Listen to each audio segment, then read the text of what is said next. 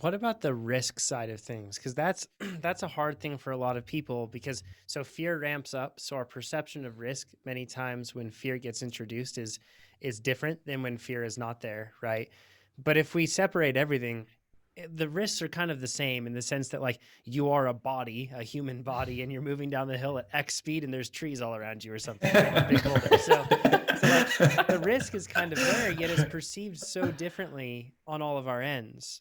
Like Mhm. it's, and that's kind of something that I want to get into, like on managing those risks. And Amber, I know this is definitely something that's more of like a personal focus for you and managing that relationship with the limbic system and everything else. So I don't know if you have any questions on that, but I'd really like to focus on this topic for a bit. Yeah, I just want to hear what Eliot has to say. I'm Well, super excited. it's so funny because I'm thinking the same thing because like for me, I was always really risk averse. Like I was always, whether I was racing motocross, like I was the last person to do the jump. When I was racing mountain bikes, like I never really had like one or two injuries. But for me, I hated the feeling of riding over my head. I would try to get as close as possible when you go to world championships. But it was an interesting one. It was so interesting because my thought was instead of trying to just go wild, I'm just going to out execute everyone. So if I can practice at like a 90% level where I'm pushing it, but I'm like increasing my 90% level, where if I make a mistake, it's not too bad. Maybe I just blow off the track or something. But once I get to the race, I can ride at like a 98% level. And I think it's interesting because you hear a lot of people talking about this, like Loic Bruni was saying last year, one of the things that let him be so consistent was that toning it back a tiny bit. And that's easier said than done because like, how do you tone it back from 100 to 99 or 98 rather than like 80, But I think for me, like I've really thought a lot about this relationship of risk and especially downhill mountain biking because there is such a stereotype of, yeah, you just go out and pin it. You like, don't touch the brakes. And that's the way that you go fast. And I think it's important for people to kind of understand their personalities where maybe you do have like, downhill, like a Danny Hart or Brooke McDonald who have like no fear and can ride like that and don't care if they crash. But like, I'm like totally not that guy. So yeah, I think risk is, it's important not to think that is what makes you a good rider. To think that you have to have this huge appetite for risk to be a better rider. And I think knowing where you're comfortable at is actually going to let you improve much faster because you're not focused on how gnarly the thing is. You're like, you're having fun. You're like focusing on your skills, like that feedback loop and things like that. And, one of the reasons why I was saying that for you, Amber, is I feel like on a mountain bike, it's much easier to make a mistake. Like I can lose traction. I can just take a foot off, or like I can crash in a turn and I can just, throw the bike away, run it out or whatever.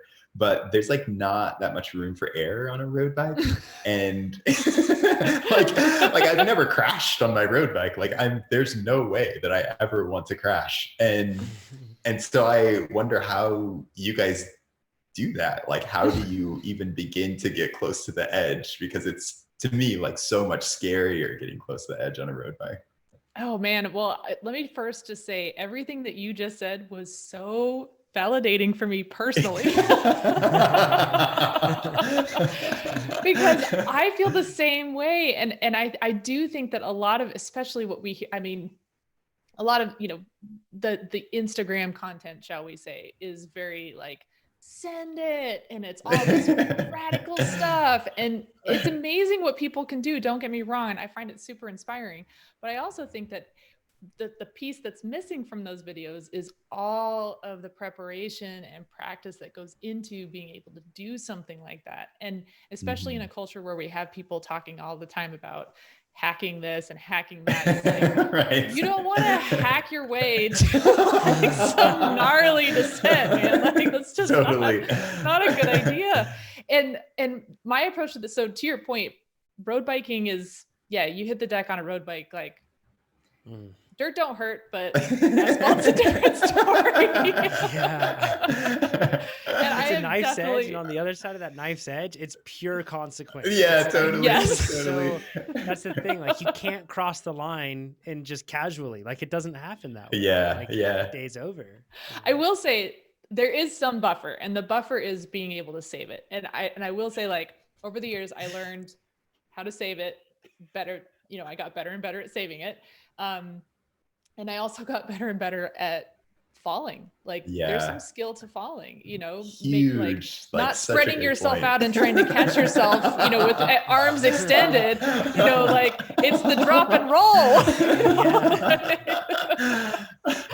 But so there is a little bit of buffer, but over the years, my approach that I've come to on a personal level is exactly what you've been saying. And the way that I think about it is when you're pushing beyond your comfort zone, there's a very narrow window in there between getting beyond what's comfortable and then hitting a limit where you're going into full fight or flight mode, right?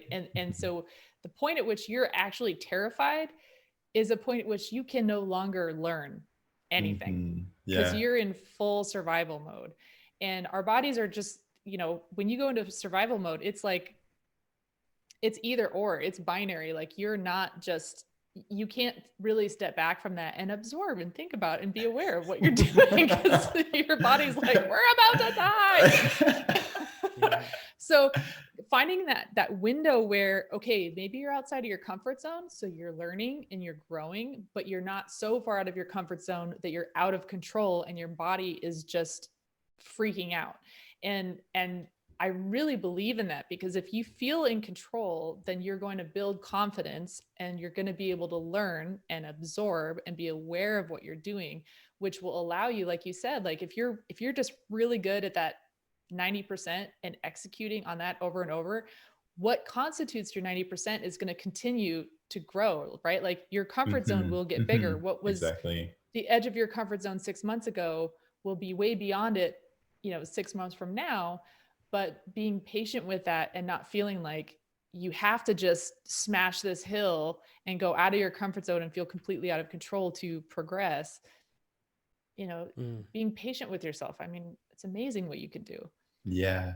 Yeah, it's so true. And it was really interesting for me thinking about this because I remember I went up to Whistler and I had one of those Lit Pros and I was like, okay, cool. I'm going to like set up and it's a GPS kind of tracking device that a lot of the motocrossers use, kind of like a Strava, but you can set some splits and things like that. So I went and rode this trail, one of the downhill trails, and I just rode it like 10 times back to back and did like race runs. And the interesting thing was like, if I took my best, like my optimal run, I think I had maybe 10 splits on maybe a 2-minute course. And if I took my optimal run was actually, I think it was something like 4 or 5 seconds better than my best run.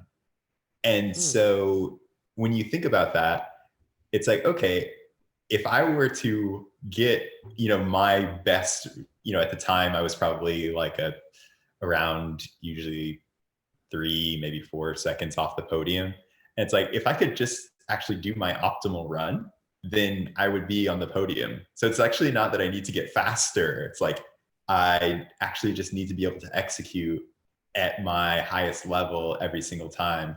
And that was, I think, one of the things that really made me think, you know, when that a race result or like an overall time isn't actually that great of feedback because it makes you think that you just need to get better everywhere. You're just like, oh, I just lost, you know, like I lost the race. Like I am just slow. Like I have to get better at every single thing that I'm doing. And I felt like it was super important to not only know what I was bad at, but to know what I was good at, because you hit these diminishing returns where, like for me, I was really good at jumping, and to make any more improvement at jumping or like going around a berm, it would take so much more effort to go from like an 8 to a 9 or whatever. But like on wet routes, I was not good. So, you know, I remember like just sitting, finding some wet routes in France and just going and pushing and doing those sections like over and over and over. And it made such a big difference. You know, I could go from a 4 to a 6 like really easily. So not only like knowing what you're bad at, but knowing what you're good at, so you don't over practice that, or you know, think that every single aspect of your riding is, you know, equal. I need to do all the things. Yeah, right. Yeah, exactly. You kind of have to be okay with it, like realistic with yourself, that like, I'm really good at this, I'm not as good at this, and this is where I need to improve. And it's that whole concept of strengths, weaknesses, and limiters. And your weaknesses and your limiters are not the same thing. Totally. Like you can have weaknesses that don't limit you on race day. You mentioned something, and this is actually brings up a good point, that you are naturally risk averse. And so and I know that sounds crazy, right? So I think that's so funny. He's like, I'm risk averse. Back when I was racing motocross and downhill, like, you just said all of that in the same breath. It's just so funny to me. So like, it's funny when I think about like our CEO Nate and when we talk, I feel like Nate kind of feels like I'm from a different planet. The risk isn't the same. And sometimes I feel like that. But I, my whole life was extremely risk averse. Like I was a very, very cautious kid. And with motocross and everything else, extreme caution. My son's the same way. Yeah. I hit an inflection point though. And I hit this point where I guess that perhaps a level of awareness, but I got to the point where I had introspection, where I was like, okay, take an external look at what I'm doing. Like, hey, like, look what you just did. Okay, so you just did that. You did it repeatedly, and you were nowhere near at that level just, you know, a couple months ago. And that, like, it hit me. It was a big moment. It was down in Southern California at Lake Elsinore back in the day. And I had that moment where it hit me, and I was like, hey, like, I actually am better than I think. And a lot of the time I come into these things almost like over exaggerating the fear and putting so much pressure on myself. And I got to this point where I went, okay, look, like I'm not the best, but I just went from and these are arbitrary, but step 7 to 8. And I didn't think that I could do that at all when I was sitting there at step 7. So why not take another step to step 9? And like that pattern of introspection and perhaps you could call it like self-congratulatory. I don't know, but it works for me. And looking back and saying like, hey, I just did that. Like, that's awesome. Pat yourself on the back and take confidence for the next thing you go up against, because you've done something good.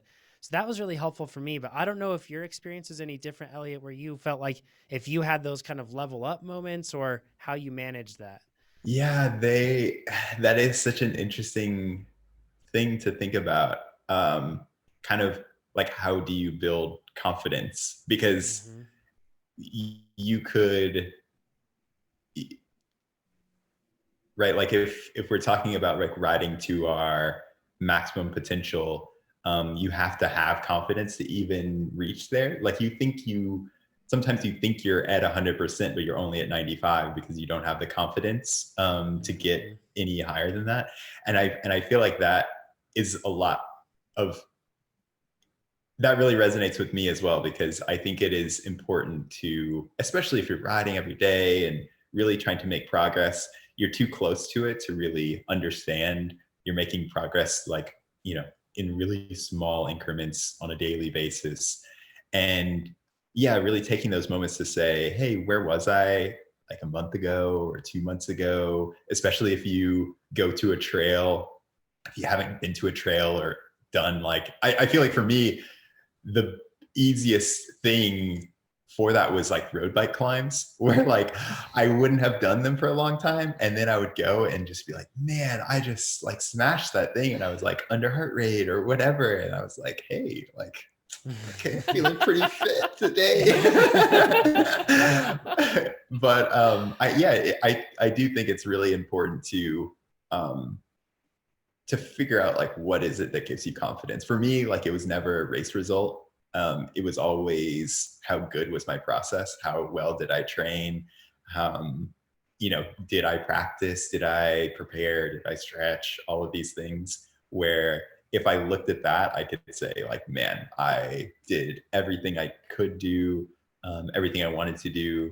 And now I'm prepared for this race. And I think it's kind of the same thing even if you're just a recreational rider, where taking a look back at some of the things you maybe weren't able to do 6 months ago, and then also not getting frustrated like when like not letting your confidence drop, like not going backwards because just because you've tried something a couple times, like all the people who can do that thing or are pros have put in like an incredible amount of time. Yeah. Yeah. So I think that's like such a great point.